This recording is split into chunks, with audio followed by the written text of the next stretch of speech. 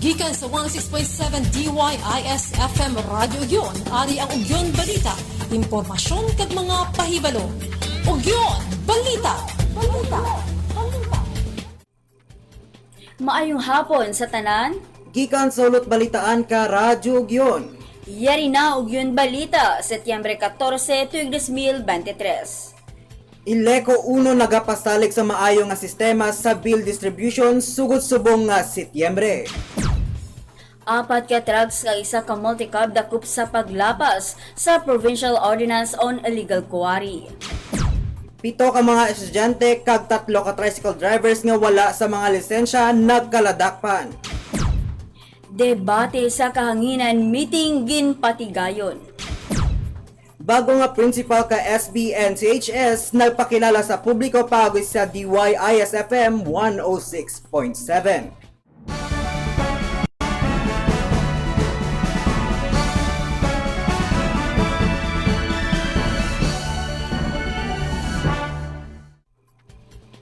Ginapasalig sa Ileco uno nga updated na ang pagpanagtag kag kompleto ang mga bills ka kuryente sugod subong nga Setyembre tungod sa baguman nga contractor. Iniaon sa mga reklamo ka mga pila ka konsumidor nga wala nakabaton ka bills lagip na diri ang delay man nga pag-abot ka pila ka bills sa LGU. Ginpahatag ka bago nga area office manager nga na-assign sa Santa Barbara, Ma'am Eva Hilo, nga sang una may kulang kag may ginpahalin nga nagapanagtag ka bill tungod sa mga problema. Ginapangabay man ni Office Manager Hilo nga mag-enquire sa ila opisina sa tiun nga hindi kabaton ka bill. Kag kung hindi kabayad o kung uri ang pagbayad tungod sa emerhensya o kung may pila ka valid reason, isettle direkta sa ila opisina kag hindi magbayad sa third party bayad center tungod hindi dayon ma-upload sa ila system. Pamatian payag ni Ma'am Hilo sa interview o Blessing Sampil.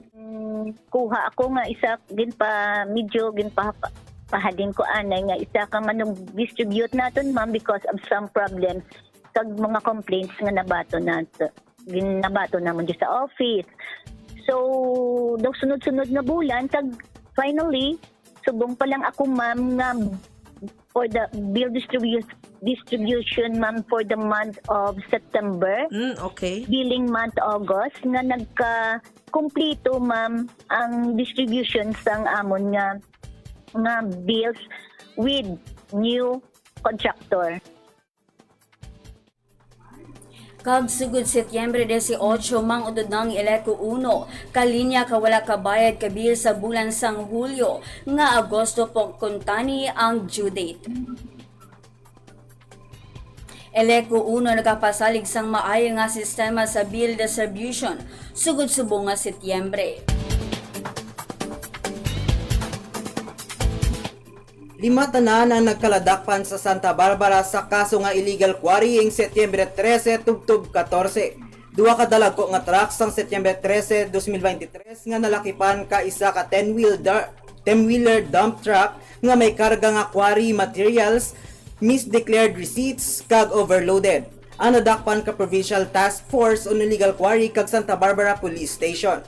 Samtang 6-wheeler mini drum truck naman ang nag-akwari sa Suba ka Santa Barbara ang na-apprehend ka Municipal Police Station kag Municipal Public Order and Safety o kon MPOS. Pamatian ang interview ni Ugyon Albert Savaris kay Police Major Jose Ray Pabalan. Sa isa ka 6-wheelers na mini dump truck na nagkuha man dira sa illegal quarry dira sa sa Suba naton no. Kaginton over Manila diri sa aton sa police station.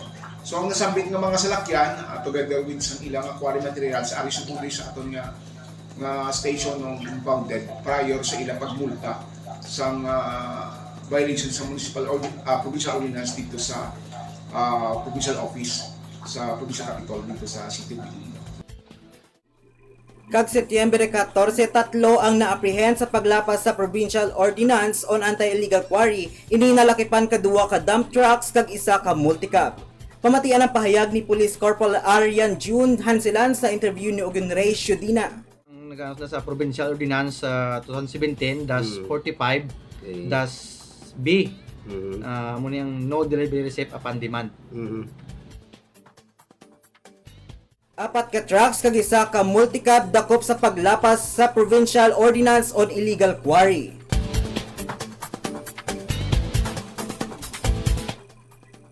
Sinukay Traffic Management Unit Head Nestor Parian, 7 ka mga estudyante ang nagkaladakpan Setyembre 13 nga wala sa may mga lisensya kung driver's license samtang nagamaneo ka motorsiklo.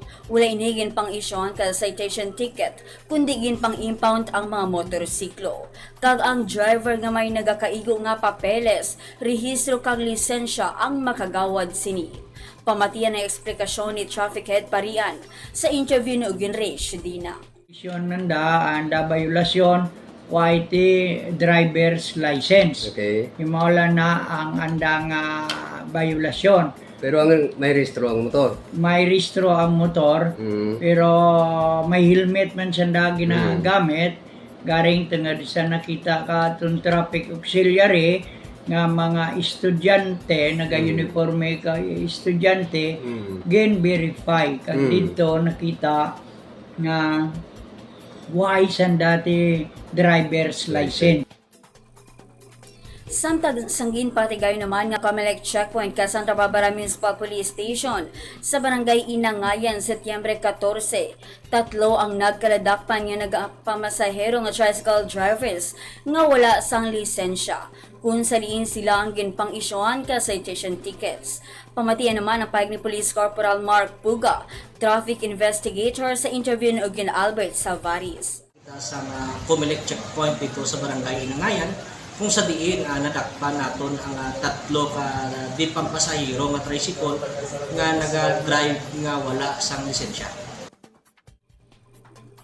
7 ka mga estudyante kag 3 ka tricycle drivers nga wala sa mga lisensya nagkaladakpan. Nagpatigayon sa meeting ang mga nagkalain-lain nga National High School sa Santa Barbara nga girepresentar sang mga head teachers kag subong man sang mga manunudlo sa papagunguna ni Sangguniang Bayan Member Chairman Committee on Education Honorable Christine Marie Delgado Robles. Iniangot sa palaabuton nga programa sa DYIS-FM 106.7 kag Department of Education ang debate sa kahanginan. Ginplastar sa meeting ang criteria, guidelines and rules sang nasambit nga programa kag subong man kung diin nga lokasyon hiwaton kag kung sino ang pwede makapasakop diri kag iban pang bagay para sa ikaayo sang programa. Ang meeting ang gintamungan nanday Honorable Christine Marie Delgado Robles, Adelfa G. Lacson, Head Teacher 3 sang Boyaon Bantay National High School, Roqueta S. Umadhay, Head Teacher 1 sang Payao National High School, Dexter R. Tanalion, Head Teacher 1 sang Tagsing Buyo National High School, Julie May S. Valdevieso, Teacher 1 sang Dagabarasan National High School, Arjan D. Sopenya, DOST Teacher sang Western Visayas Sanitarium Integrated School, Zoila Cordero, Anchorwoman sang Radyo Opisina, Program sang DYIS-FM, kag subong man ang mga katapos sang Sangguniang Bayan Santa Barbara. Ang debate sa kahanginan ang mahimo nga mangin isa man sa mga programa o kun aktibidades sa palaabuton nga pagselebrar sang Cry of Santa Barbara sa Nobyembre 17, 2023. Debate sa kahanginan meeting ginpatigayon.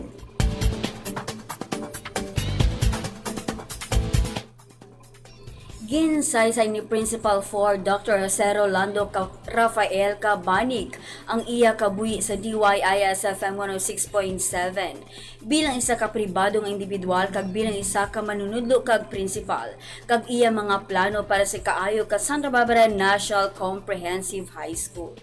Kag sino sa iya pila sa mga pagpanghangkas sa iya bilang isa ka maestro, amo ang dapat motivated permi kag creative.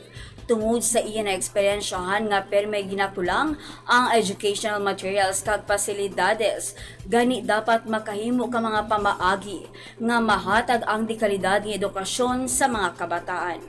Dapat man mapaintindi kung ano kadako ang papel sa mga ginikanan bilang partner ka eskwelahan. Kag ang isa sa mga weaknesses ni Sir Cabanig nga mangin emotional ang iya ginhimo nga strength tungod kinahanglan nga makamaan, mag-analisar ka background ka kabataan, mangin komportable sila nga mag-istorya sa manunudlo. Pamati ang iya pahayag sa interview ni Gonzoila Cordero.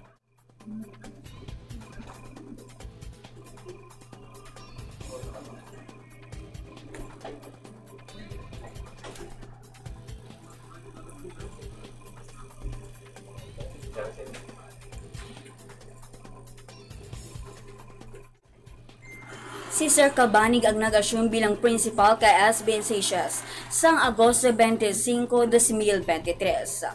Bago nga principal kay SB Iglesias, nagpakilala sa publiko paagi sa DYIS-FM 106.7. Kag amuyado ang natipon nga balita sa bunga adlaw. Tubtubwa sa pareho nga oras kag istasyon. Sa DYIS-FM 106.7, ini si Eliza Cordero. Kagako si JJ Bordon. Maayong hapon. Ininabatian ang mga natipon nga balita, impormasyon kag mga pahibalo. Nagikan sa Ugyon News Center.